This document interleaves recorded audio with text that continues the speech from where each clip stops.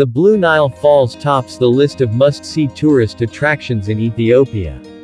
Also known as Tiza Bay, meaning Great Smoke, the waterfall cascades from a height of some 42 meters and explodes in clouds of mist as it crashes to the surface. An impressive sight. The Blue Nile is one of the two tributaries which make up the River Nile, Africa's longest river. An international river, the Nile traverses through 11 countries and is the main source of water for both Egypt and Sudan. Originating at Lake Tana in Ethiopia, 18.6 miles 30 kilometers from the town of Bahir Dar, the Blue Nile meets the White Nile in Sudan before meandering north through Egypt and eventually spilling into the Mediterranean Sea. During the summer monsoons, fertile land is eroded from the Ethiopian highlands and carried along by the Blue Nile as silt. The resulting dark, almost black, appearance gives rise to the name, the Blue Nile. This hue is in stark contrast to the light gray color of the White Nile, which is tinted by light-colored clay sediment.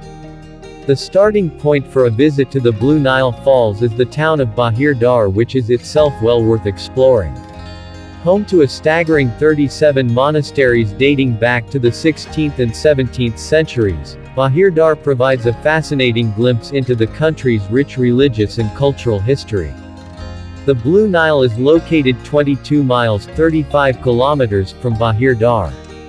A car or bus journey of around 30 minutes leads to the village of Tiz Isat, where the ticket office is located.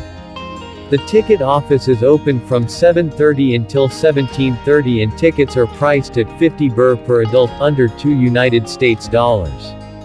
Should they wish to do so, visitors can also pay for a guide to lead the way to the falls whilst offering an insight into the history of the area.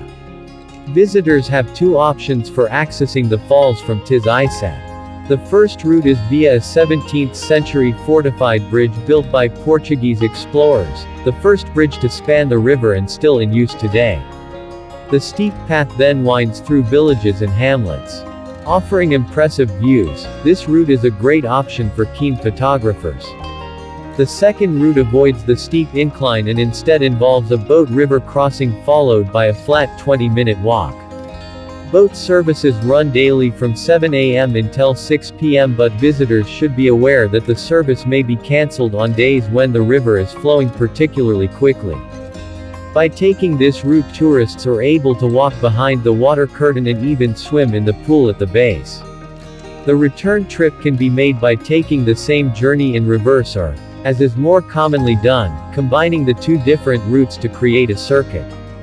Measuring around 3 miles (1.5 kilometers) in total, this circuit is a fantastic way to fully appreciate the stunning landscape and offers many fantastic photo opportunities. Highlights of a trip to the Blue Nile Falls as well as the waterfall itself. Visitors will be delighted along the route by wildlife. The area surrounding the falls is home to a wide range of wildlife, including monkeys and a mirage of brightly colored birds. Villages and hamlets. The path to the falls passes by small villages and hamlets which offer an insight into Ethiopian culture and village life. Mist and rainbows. As the water crashes down, it creates huge plumes of mist and beautiful rainbows are formed. Scenic views. Surrounded by stunning nature, there are many excellent photographic opportunities along the route. Hydroelectric power stations upstream use up some of the waterfall's power. To avoid disappointment, visitors should therefore carefully consider the timing of their trip. To see the waterfall at its biggest and best, tourists are recommended to visit in the wet season. August and September are particularly good months. The heavy downpours during the rainy season ensure that the river is sufficiently topped up to offer a spectacular cascade. For holidaymakers in Ethiopia at any time of year other than August and September, the Blue Nile Falls, although not as powerful, is still worth a visit because of the beautiful natural surroundings. It is not advised to go to the Blue Nile Falls during the dry season. From the beginning of the year until around March, the lack of rainfall means that the waterfall is far less impressive.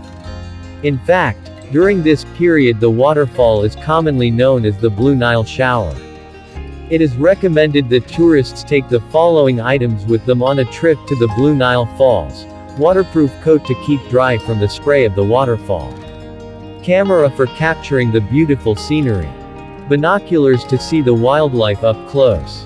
Comfortable walking shoes. Given that only passports issued by Djibouti and Kenya can enter Ethiopia visa-free, most holidaymakers hoping to visit the Blue Nile Falls should apply for an Ethiopia tourist visa prior to travel.